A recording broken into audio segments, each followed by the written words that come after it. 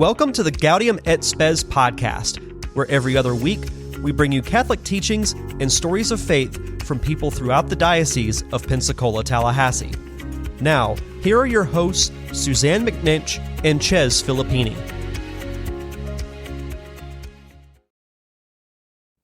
Hello, everybody. Welcome back to another episode of the Gaudium et Spes podcast. We are back here in the studio today. I'm here with my good friend, Dr. Luke Arredondo. You know the man. You know what we're here for. It's another episode of the Catholic Social Teaching Series. As a reminder, we last left off with our bishop in the middle of our pastor series, which we're taking a break on today. And in that episode, Bishop Walk shares some of his favorite and most inspirational pastor saints. So some great little insights and quips from Bishop on what inspires him as the shepherd pastor of our diocese and the people he looks to. So yeah, that series continues. But y'all, it's Easter time. We're back with the big boys. If you're watching this on video, cheers, my friend. Easter greetings to you. To the Easter octave. To the Easter octave, which we're recording in. You'll be seeing this when we're just in the good old Easter season. I gave up the good stuff for Lent, guys. Coca-Cola is back in our hands here. The riches of modern capitalism at our fingertips as we discuss. That's right. Another man, we're so far into this thing. We've covered a lot of ground. Today, though, it's time to introduce the man, the myth, the legend, the saint, a man we have each named a child after. That's true. Which we discussed right beforehand. Yeah, I've got a daughter named Carol, and we spell it with a K. And so she tells people, you know, what's your name? She says Carol with a K for John Paul II. And she asked me one time, what does my name, mean? I said, well, it's John Paul II. She said, yeah, but what does the word Carol mean? I said, listen, I don't know Polish, but I think it means Charles. And she's like, you named me Charles? And I'm like, well, sort of. But listen, nobody knows that. If you just say Carol, it sounds like a totally normal name. Yeah. It's just when you see it spelled. It's a nice girl name in the United States of America. Yeah. And I have a John Paul. My son, my firstborn son, is named John Paul, and that was something for my wife. And I think, and maybe we start out with this, Luke, for us in our common kind of Catholic genesis as human beings, he looms larger than anybody. Oh, yeah. In our living memory, there's nobody like him. Yeah, because he's the Pope that I knew my entire life into my 20s. Yep.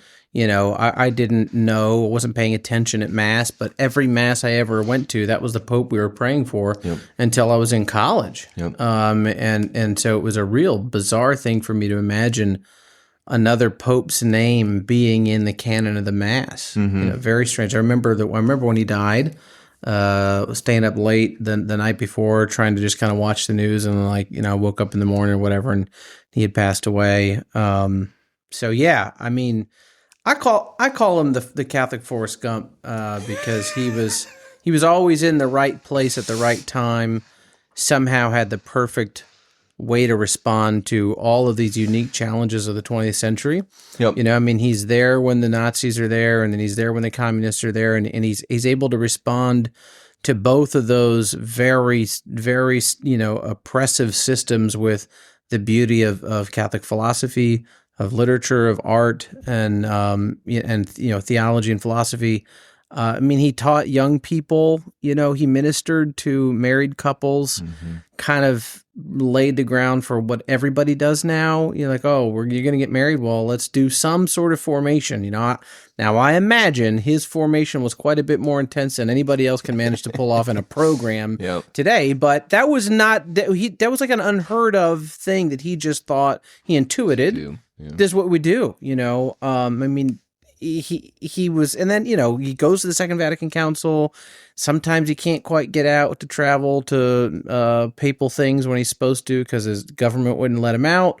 He had challenges like that. And, then he just miraculously becomes the Pope, Pretty much miraculously. No one saw that one coming. Yep.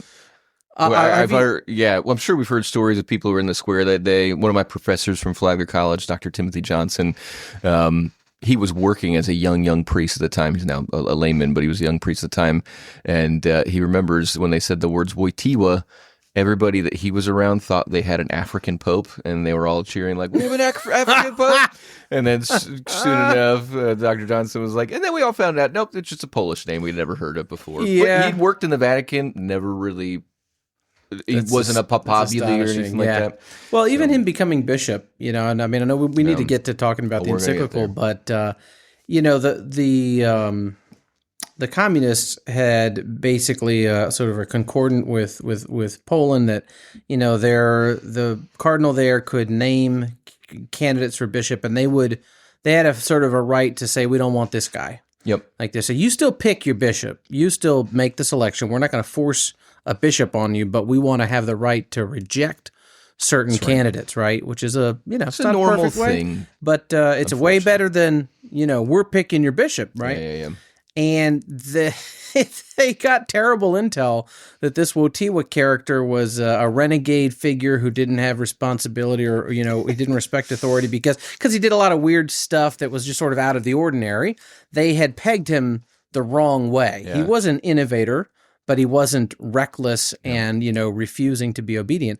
So they basically wanted him to be the bishop, and they kept denying all of these other suggestions of the archbishop for who would be the next bishop, and then finally said you could, you could pick that guy, that would be fine. That's right. They engineered him becoming a bishop in a certain way because they thought that they could kind of get a hold of him. And man, I mean, talk about a miss, like a complete whiff, that didn't work out well for them. John Paul II and the communists. I think the first, I remember going to Catholic school. His like you said, his portrait was everywhere. His name was said at every mass. But I was just so deactivated in my brain from Catholicism that I felt like when I had my conversion in around 2003, I just caught up on everything and just absorbed. Like this is this person that's been around my whole life, and I'm just missing. And I just remember reading a CNN article. This was back in the mid 2000s about his famous trip to Poland when he first became Pope in 1979. Yeah. He goes to Victory Square in the middle of Warsaw, and he says the words, "Therefore Christ cannot be kept out of this part of the world or any part of the world." And then the crowd just started chanting, "Christus vincit, Christus regnat, Christus imperat." We want God, we want God. And I just remember, there's a person that can do that. That just that basically spoke communism out of existence. And if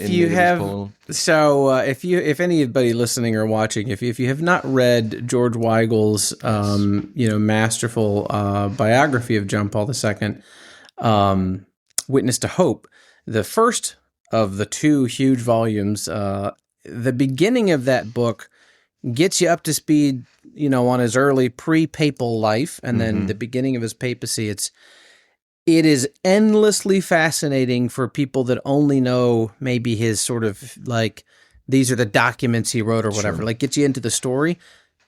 If you just read the description of that trip in that volume, it is exquisite.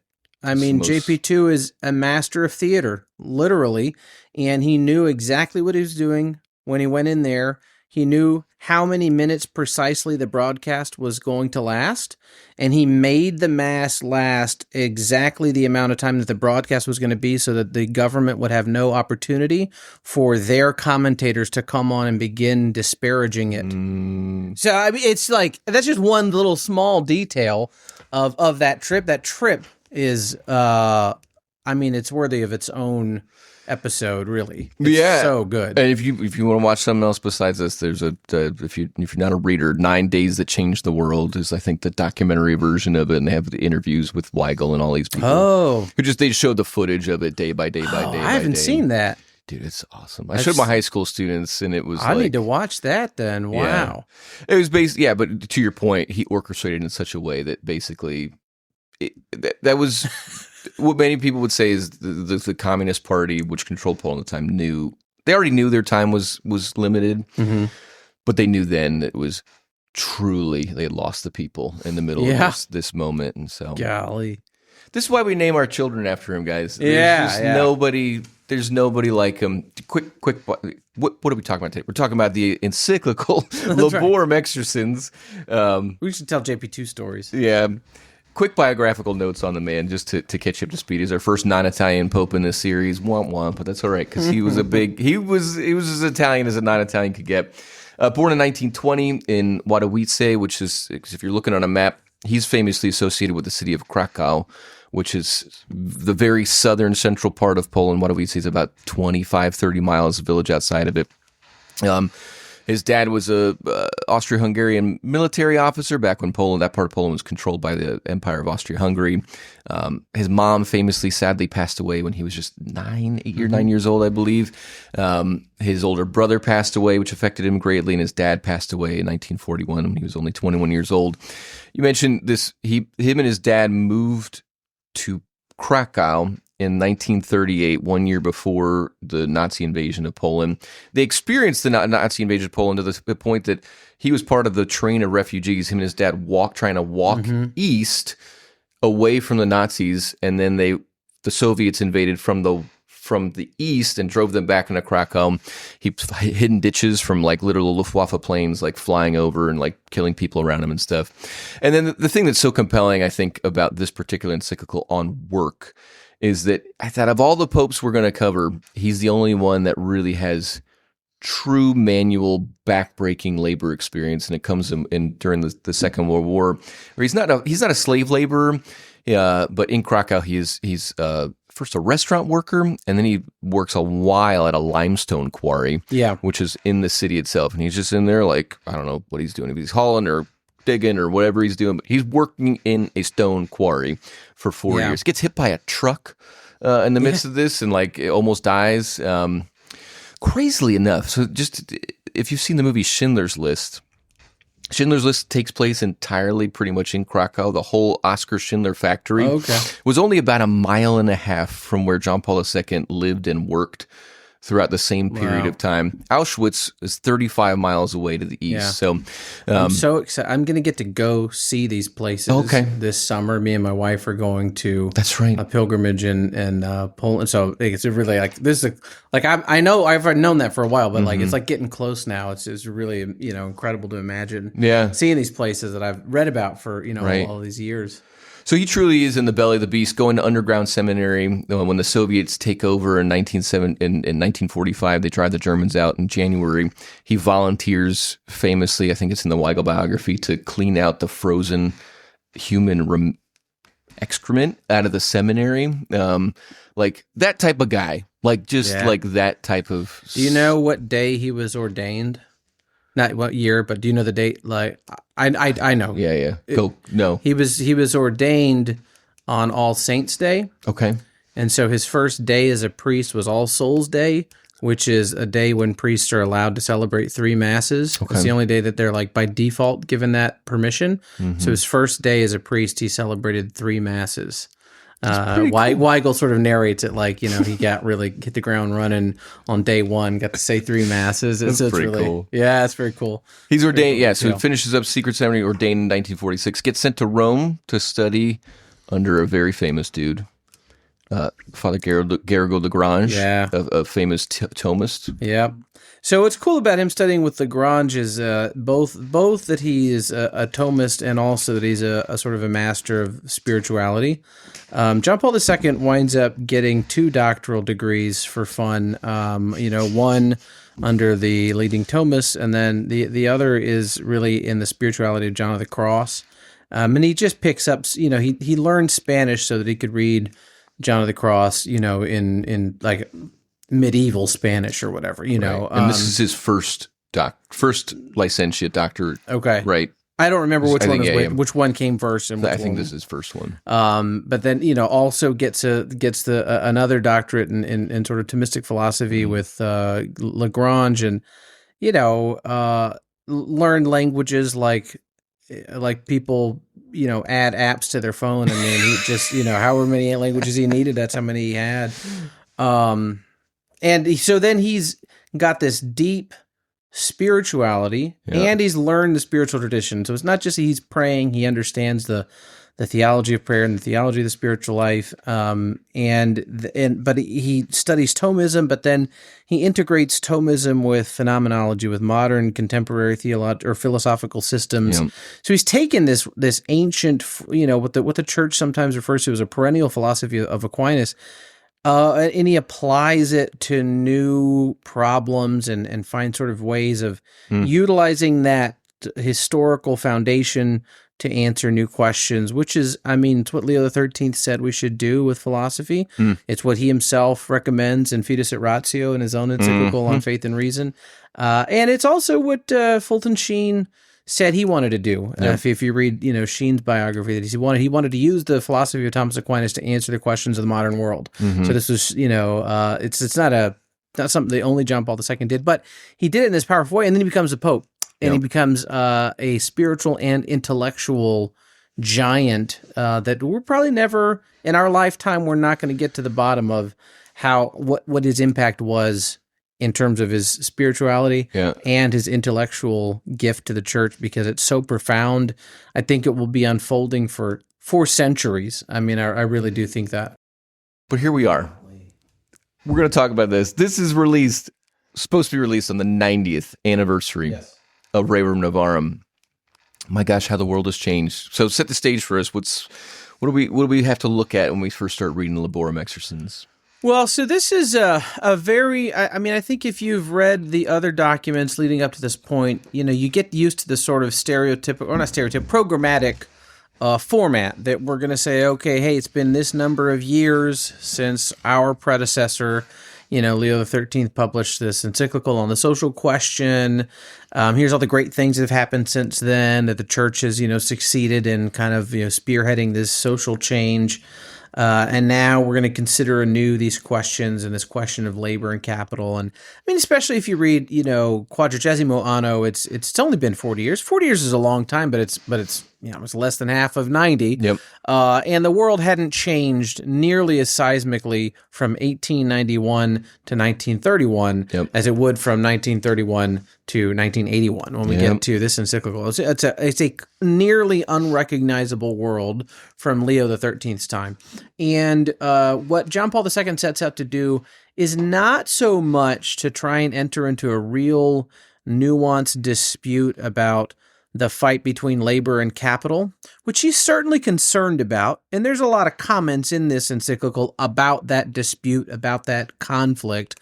But he wants to speak specifically about work, about the dignity of work and its role in human life. And as you mentioned, his background actually doing physical labor, in a very trying time. He saw people that had been forced into labor during the Nazi and communist, occupation of Poland. So he actually talks about how work, even though it is a good for people, if it's not understood appropriately, can become a weapon used to punish them. And he's not speaking, hypothetically there. He knows what that was like. So it is a phenomenological exploration of the concept of work. He wants to examine it from every angle, think about the subjective dimension of work, what it means as a person to engage in work. And then also think about the objective dimensions of work, what work produces, the environment in which work is done, and the contemporary challenges and contexts surrounding work. So work in relation to the person, work in relation to the family, and work in relation to your country, your society. But then there are contemporary questions, especially that are, some of the stuff that really resonates well in this encyclical is the discussion about technology. He's like talking about like microprocessors and miniaturization and stuff. In an encyclical, microprocessors, like what is happening? So this is the whole thing is he's weaving through a series of reflections on various aspects of human work. And that's it. That's what he's doing. Let's just, for anyone, just even if you're not interested in this particular encyclical, if you hear about John Paul II, eventually you'll crack the surface and you'll start hearing words like phenomenological, subjective, dimensions of man. Yeah. And a lot of people are like, what do we mean when we're saying that John Paul II is looking at things from a phenomenological or personalistic or subjective versus objective perspective? Well, when he talks about work as subjective or objective, what he means essentially is sort of the external ways that you can understand and think about work versus the actual experiential element of doing work, right? Yeah. So you could say, like, all right, someone who's working at Walmart, stocking the shelves, and the objective dimension of their work is how many hours are they there? How many boxes do they get on shelves? How many shelves do they organize? That sort of thing. You can measure it in a certain way. There's metrics that are very clear about the objective dimension of work. How much are they paid? How long have they been there? That sort of stuff. But the subjective element of it does not mean, like, we tend to use the word subjective to mean it's like, well, it's, all beauty is subjective or whatever, or your taste in music are just subjective. Some person like something, another person thinks it's trash, and there's no way to adjudicate. That's not what he means by subjective, right? So what he means by the subjective element of work or of man is the personal interior experience that you are undergoing when he talks about work in and through and about your work, right? So how do you feel about your work, about the job that you have, about maybe the company that you work for, the kind of work that you're involved in? How does that impact your person, your sense of self? Does it add worth to you? Do you feel because you're engaged in a particular kind of work, it enhances your dignity, or it's something you have to suffer through, or is it actually abjectly causing you harm? So these are some of the sort of subjective dimensions of work. How much pride do you take in the work? Like what do you see in the work that you're doing? And above all, how does your work relate to your flourishing as a human being? So these are kind of some of the items. So this is super important, especially that idea of like, sometimes you'll hear Pope John Paul II and other folks like him get a little bit of stick because they focus too much on the subjective dimension and, not tethered enough to the truths of the church people couldn't accuse them of this for real, but sometimes they hear, because we're so used to, I build my truth system out of a subjective experience. Like, I had a bad day at work, therefore my owner is an evil, my boss is an evil person. Capitalism is to be thrown out the window, and I build from my experience upward. His sense would be like, no, pay attention to your experience. But it also harkens back and evaluate it consistently according to reason, but also search for the fact that this is a common experience amongst all men that is rooted in places like the Garden of Eden and places that are in the Gospels, that these common experiences of man, this is most famously developed in his Theology of the Body series, where he posits that every human male and female can experience in some way the brokenness of the fall in the shame elements, and in some way we are cut off from our original moment of solitude and cut off from our original unity, and we have to pay attention to that there's experiences of man that are so fundamental that they inform everything about our subjective experience. They also inform how we should look and read Scripture and church teaching. That there's not a critique to be made of church teaching based on how I feel today, right? But there is a way in which I can understand church teaching better, love the Lord more through paying attention to my experience as man, as woman. And this is, you mentioned the word flourishing. This is something that we've heard the previous popes talk about. He's going to really just kind of talk about, no. You get awful totalitarian conflicts between systems because they fundamentally don't care about the average person's working experience. Whether you're a capitalist trying to make a commodity out of work, right, or whether you're a socialist communist who is, just about, we need to get to the objective of the production. We need to seize the means of production. That's the objective. And if a lot of workers die in the process and are miserable, whatever, that doesn't matter. Yeah. Okay.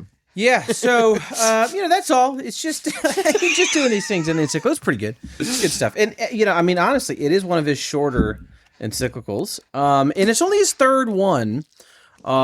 You get a very good sense of his basic focus and it's all in his entire papacy, his whole life. Yep. He's focused on the person. Like, what is a person? What is good for the person? What conduces to their good?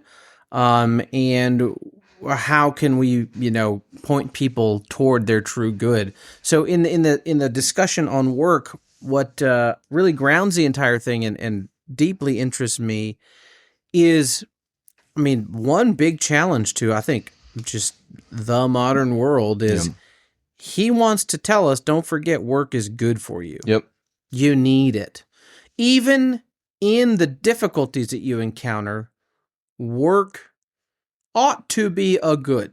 Yep. Of course, he recognizes that there are some ways in which people are made to work, some particular fields or particular practices that are not good for them and that cause them suffering.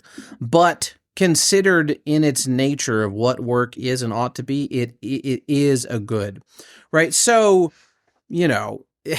if you have the idea that what we should want in our life today in, the 21st century is to just find a way to get a big old pile of money so you don't have to go to work anymore and then just hang out, just you watch Netflix and, make your organic chicken breast or whatever, and you're good. You don't have to worry about anything else. Just do that. John Paul II would actually say that's actually not good. Wrong. You should have some work that you're engaged in, even if you don't need money, which, who doesn't, right? Most people need money. But even if you don't, you ought to be working. Yep. And he's had the experience of doing hard physical labor and of doing intellectual work, and he's able to speak to both of those as real forms of work. So I know you and I have talked about this probably on this podcast before about the kind of work that we do tends to be a lot intellectual, spiritual, sometimes emotional. We're rarely doing something in our employed hours that's like physically exhausting, right? I remember very well. I don't know why. We were off on Juneteenth. It was a work holiday, and my backyard was a disaster. And my kids had something they were doing all day. I spent the entire day outside doing yard work. And at the end of that day, I had a deep sense of satisfaction that, I did some work today. Yeah, man. And that is actually good. That's natural. The John Paul II would say, you shouldn't take pride in that. But it is not the case that only in manual or physical labor can we find that sense of, earned tiredness that we sort of celebrate. He says that ought to characterize all work that we do. It ought to deeply engage the person in their soul, in the nature of who they are.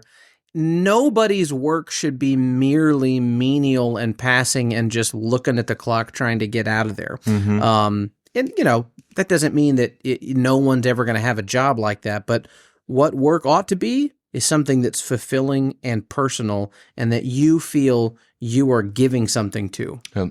I'll quote at length here from the exact the source of what you're talking about here is section 6 of the encyclical. It talks about the ancient world and what the Christian difference develops in terms of work. And it says the ancient world introduced its own typical differentiation of people into classes according to the type of work done.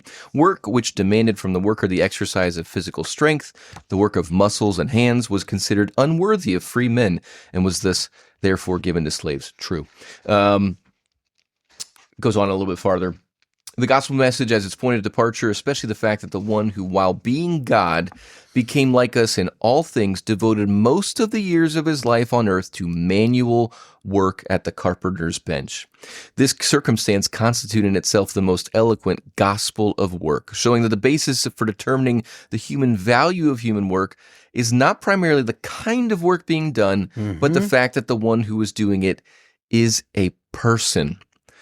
And this is the banger quote that reveals everything. The sources of the dignity of work are to be sought primarily in the subjective dimension, not in the objective one.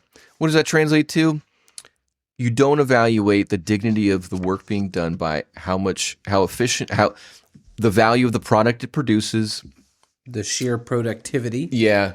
The standing it gains you in the eyes of men, the IQ level it takes to perform the work, and therefore, like in Plato's society, the learned intellectual men would not do manual labor because that's for the unlearned, non-intellectual men, or in our own society, a nuclear physicist has no more inherent dignity at their work than a laborer on the streets of Pensacola digging up the sidewalk to give us better access to flooding mitigation or something like that. John Paul II says you can't just. We know the economy values those in a different way, but we as Christians evaluate these based on, do they first give a subjective sense of dignity? Do they first, as you're saying, lead a person to a deeper sense of I am a person? Yeah. And that's all driven by the fact that Jesus comes and dignifies the lowest levels of work himself. He could have been X number of professions or things, but the fact that he's the tecton is just a major it's good enough for God, it's good enough for everybody. Yeah, and it's not just that Jesus in the New Testament comes and does this kind of work. So his argument is from the moment of creation, even before the fall, man is called to subdue the earth. And this subduing of the earth, this having dominion, is constitutive of us being made in the image and likeness of God. So what John Paul II sort of explains is, man and woman who constitute the image and likeness of God, we show to creation what God is like. And in our nature of bearing that likeness, we're called to subdue the earth and have dominion over it, which means to take the goodness of the earth that is given to us and bring forth something else. To change the world as a sort of creator. We're not the creator, but we're imaging the creator in taking creation and drawing forth from it plants, food, tending to the garden, tending to that garden of creation and being fruitful and multiplying. Like in doing those things, we fulfill our humanity, which images God's likeness, right? And so he says in the beginning, we see this call to the dominion over the earth, which has an implication indirectly into all forms of work that would develop throughout history. So even, agricultural work done by hand in the medieval period, or modern farming using mechanical instruments, is a form of exercising our dominion over the earth. And so something fascinating that he says in there is, all technology that develops and changes the world the world of work, all of that technology was the product of some other work that happened, right? So we shouldn't have this idea that like people don't work anymore because now we have tools to do it better. People make these tools. People come up with the concept of developing technology, and then once that technology is developed, we have to deploy it. And so there's so much interesting reflection here, thinking about the contemporary moment that we're in, what technology is looking like. And of course, I know we're all, maybe not everybody, I'm super waiting on the first encyclical of Leo the 14th, which should be imminent, right? That is probably going to talk quite a bit about artificial intelligence and the way that this relates. But what John Paul II lays out here is all throughout history, new forms of technology have come into being that momentarily displace workers because some jobs that were necessary have now been eradicated because of new technology. But then there is still something else to be done. There is more bounty of the earth is given to us that we have responsibility for. So work is a task given to man at creation. Our relationship to work is under a different strain because of the fall, but in redemption, it is still a good for us, even if we don't recognize it. Yeah. We'll get to it at the end. Are we going to be working in the resurrection of life in heaven? We'll get there. He doesn't answer it in this question, in this encyclical. but so this is. You gave a talk to our pastoral center staff in which you brought up this very topic, and it's just such a fundamentally different way of thinking that it's like, no, the Garden of Eden is not just two naked people in love frolicking about and holding hands and then talking to God and then going to sleep. Like the Garden of Eden before the fall has work built in. It has and let's say the fall had been, 15,000 years later than it was, or whatever it was in the history of actual chronology, it would have looked different. The garden was not this kind of crystallized thing that the Lord was like, don't touch anything. It wasn't a snow globe. They were just bouncing around inside of, this is a real thing. They might have remade it over time. Yeah. They might have done some weird kind of hybrid fig cropping with, or something like that. Fig leaf that gave them the fig leaf, and then maybe they came up with something different. Maybe they start building huts. We don't know. We don't know, right? But he's very bullish on the fact that, no, technology is not just an answer to the problem of toil, where it's like, oh, we need technology because we got to stop working so hard because it's such a terrible experience. Like, no, technology, the finding and tilling and creating of new resources, extracting resources is part of the deal. And we're going to make some new things in there, and it's going to increase our work capacity and work creativity. And it's like, it's the world's your oyster, man. Like, you can make things up. He's very bullish on that. But it's rooted in this biblical mandate to image God through this co-creative process. Yeah. And it's a dominion that's also a stewardship, right? So he does talk about sort of the depletion of resources that is happening, and the widening gap between developed and undeveloped nations, which we talked a lot about last time with Dr. Calbian. But it is a fundamental conviction of him that work is good, needs to be embraced, but it also needs to be understood appropriately.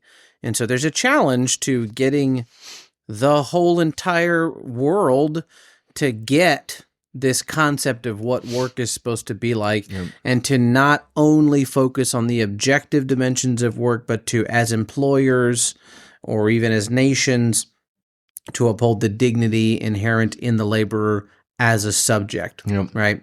Which is real. I mean, that's hard stuff, And I think that maybe the reason why there would be the most pushback against that is precisely because that's not easy to scale. Yeah, no, it's not. And our economy is really big on what can we turn into a gigantic operation effectively. Amazon, I don't know what it's like to work at Amazon. I doubt it's awesome for most people, A little drugstore on Main Street that's run by a guy in the community has a chance to function with this respect for the dignity of the person. An organization that employs, 10, 15, 20,000 people, I don't know how you would do that.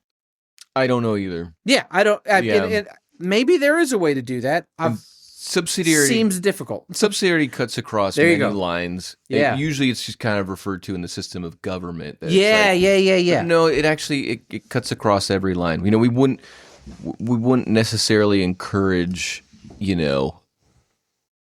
the federal government can't do this, local government only can do this, but if we can create a company that has 500,000 employees and it's private, like, go for it. That should work out fine. We're like, no, it's probably going to work out really terribly. There's probably going to be 35,000 jobs in there that are completely useless and really bad experiences for the people. If you're paying them a good compensation package, it's like, what am I doing? What's the point of my life? And there's going to be managerial layers that are like 14 layers thick that people are trying to get themselves through, or whatever. We haven't even begun to apply it to government, let alone private corporations. But it cuts across the same way to your point. No, that's a very good point. Yeah, subsidiarity definitely has application here.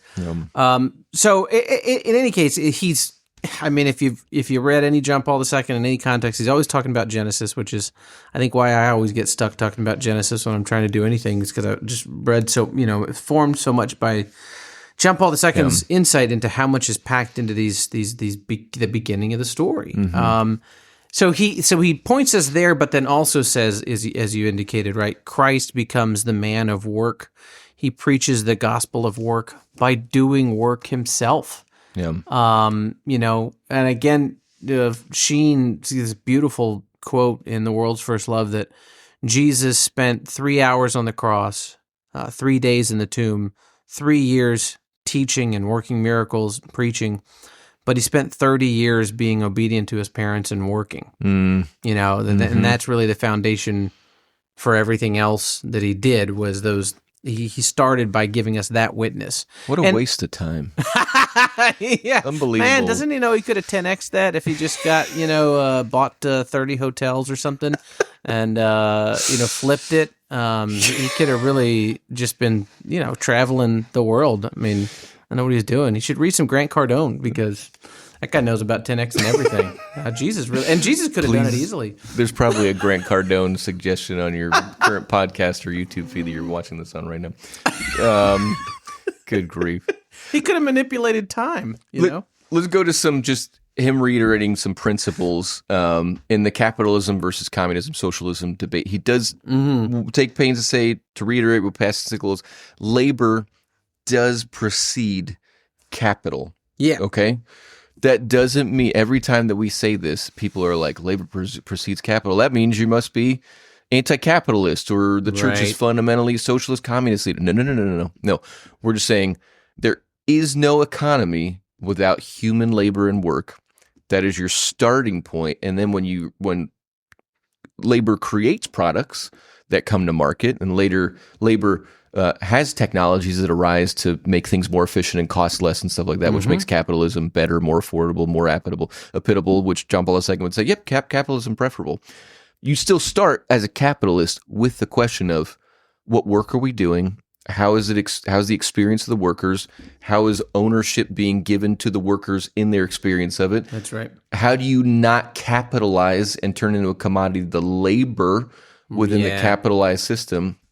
And then we can talk about the free market and everything like that. But you're not starting with how can we get the cheapest price to the most amount of people for this widget. That is not the starting point of a Catholic view on the economy. Right. You start with labor as an experience and as a human good, no matter what you're doing, and then you kind of work your system from there. And then he would say that's the fundamental critique, because even the workers of the world unite folks fundamentally don't. They're trying to skip to this weird paradise at the end where workers have become the capitalistic overlords and like maybe live in paradise. I still don't know Marx's like total what his paradise is or anything like that. Either. So yeah, there's that. He talks about the right to private property is subordinated to the right to common use, to the fact that goods are meant for everyone. So the universal destination of goods, which becomes a big part of the pontifical Justice and Peace Commission's document on Catholic social teaching. This is still a thing, right? He's not reversing or he's basically kind of like, yep, we're sticking with Leo. Yeah. Right to private property is a fundamental right, but it's still destined for common usage here. So it is not an absolute do whatever the heck you want with it. Nope. And as much as private properties you can acquire. Right. As long as you did it legally, you're good to go. No, it's still subordinated to common use there. He talks about, sort of the development of a materialism, economism, then communism. Yep. He uses this term economism. Yep. Is sort of as a critique against those people whose only way of evaluating things is how it impacts earnings and wealth. And he's like, our entire economy. Missing it, man. Yep. That's that cannot be what is the most important thing. And that labor and capital should not be at odds with each other. They both need each other. They both rely on each other. But you get the sense he knows that's a very difficult balance to strike, Mm-hmm. And as easy as it is to be frustrated by, some who's the Amazon guy, Bezos, like it's easy for me to make fun of him and say, he clearly doesn't get this. He's got too much money. He couldn't possibly be doing this stuff. Yep. But I don't know what it would be like to be in a position where you really have the power to make a choice about, well, I can pursue this course of action, or I can pursue this other course of action where somehow I'm going to make even more money. Yep. An amount of money I probably can't fathom. He has a real choice. Yep. Actual decision. I can either make this much money or much more. And it's up to me. Yeah. I don't know what that temptation would be like. Yeah. So I think it's important as people that read these documents and want to talk about these principles and say, you gotta put these needs of the people first, not to paint the most successful capitalists in the world as though they're obviously wicked, evil, idiotic people. Because I cannot imagine that if you gave everybody who understood these ideas the power to make a choice, that they're going to make the right choice. Because who could withstand that temptation all the time and forever? Maybe you can put up with it for a while, but I don't know. So I feel like it's important to express that I am not impressed by my own holiness, and that if I was in charge of, one of these great, huge companies, that I would be able to just turn down the money and decrease our profits, but increase worker dignity. That's probably very difficult to do. Well, I think he's aware, first of all, thank you to our tech overlords lords listening to this podcast, that please have mercy on us. We're not saying you're bad people. We probably did say. But he kind of realizes in his own experience, he has a section here on the importance of unions. So it's like, how do you give voice? Just you're in that boardroom, right? And there's a group of people who are there just to ensure the maximum profitability. And you're there to decide on a policy that will maybe result in, 6% less profitability if we make a decision in favor of a wage increase to our laborers there. So the only criterion that exists in those places right now is well, there's only one answer. It's what makes more money for our shareholders. Yeah. And I think John Paul II realizes that, so he turns once again to the importance of unions. This is what the church is kind of always like, well, sometimes workers are going to have to unite and exercise power.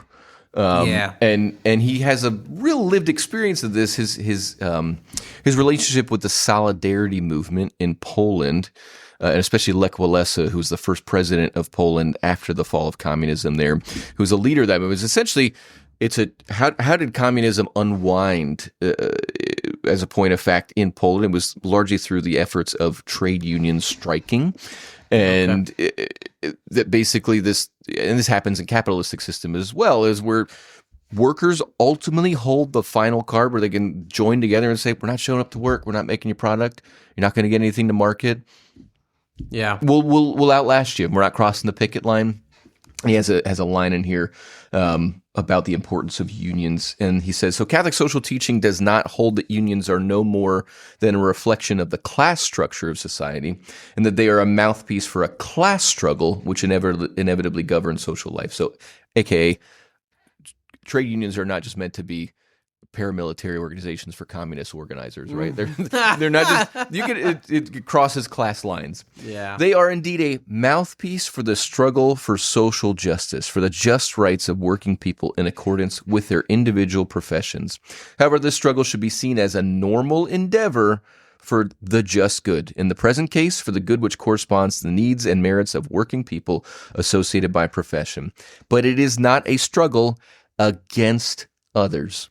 So he's just trying to walk this line that the previous popes have, especially Leo, in the guilds. It's about your profession. It's not about class. It's not about workers of the world unite necessarily. It's about advocate to whoever the authority is over you, whether you're working in the textile industry or you're working in the filmmaking industry. I think those people strike more than anybody these days, the Screenwriters Association.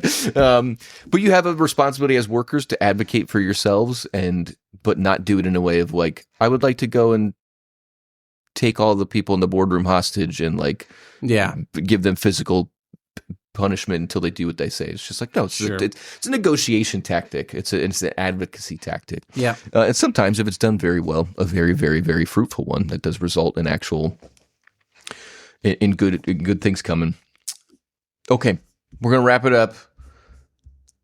Maybe we can just we kind of talked about the man in the light of the resurrection and this final vision.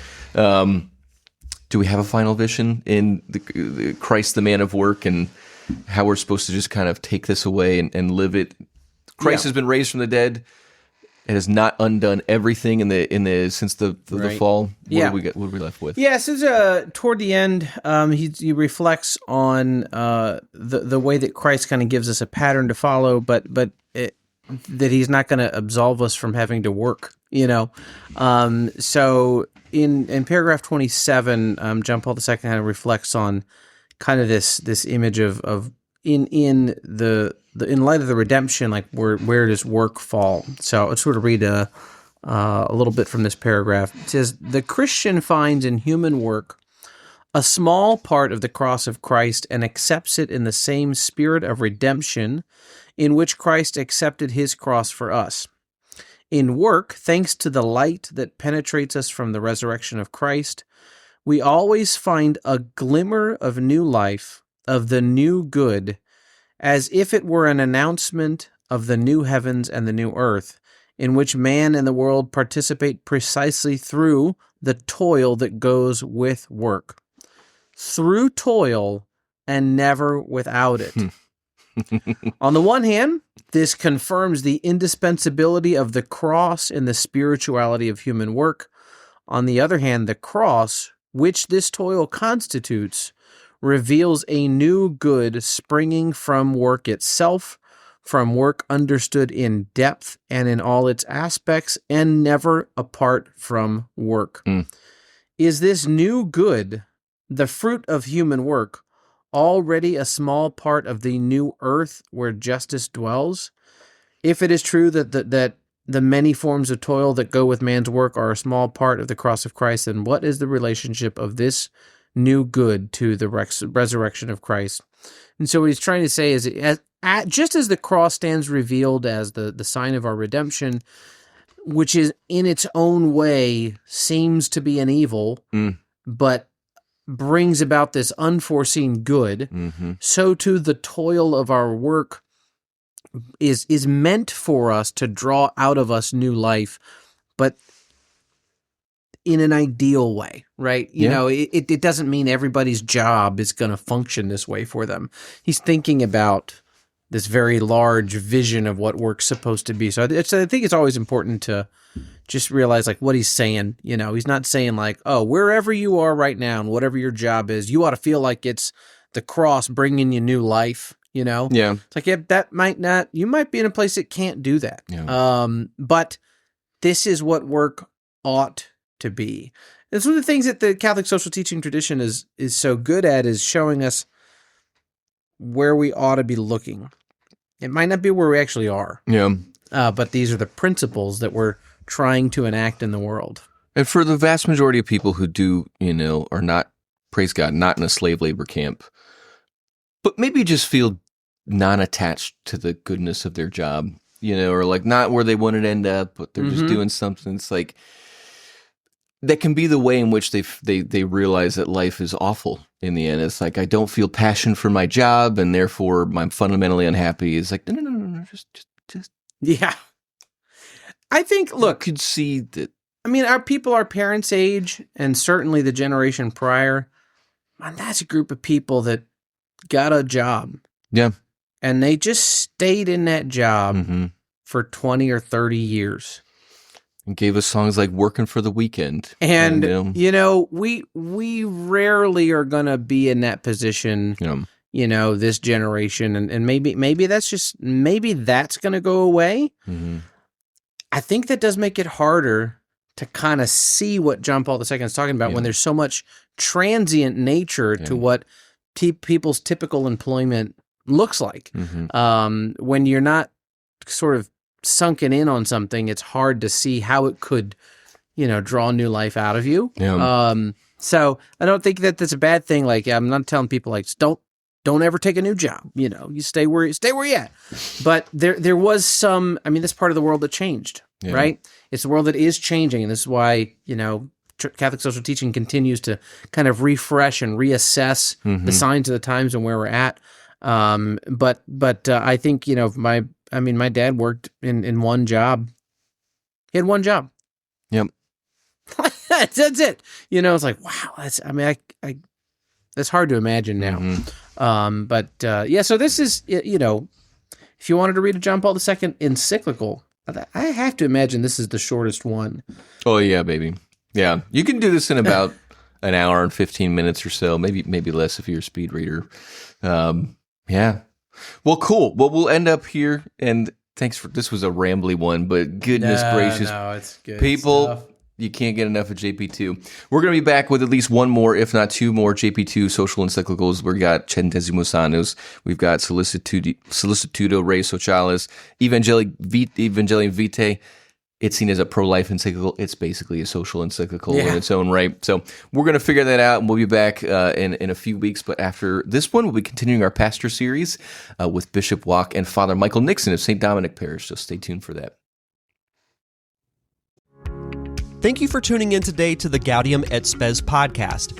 If you would like to know more about our podcast, please visit our website, gaudiumετspes.net, or go to ptdiocese.org and click the button that says podcast. If you listen to the audio version from an app such as Apple Podcast, Spotify, or iHeartRadio, be sure to rate, review, and comment. If you watched us on YouTube, be sure to like and subscribe or leave us a comment there as well. Thank you for joining us.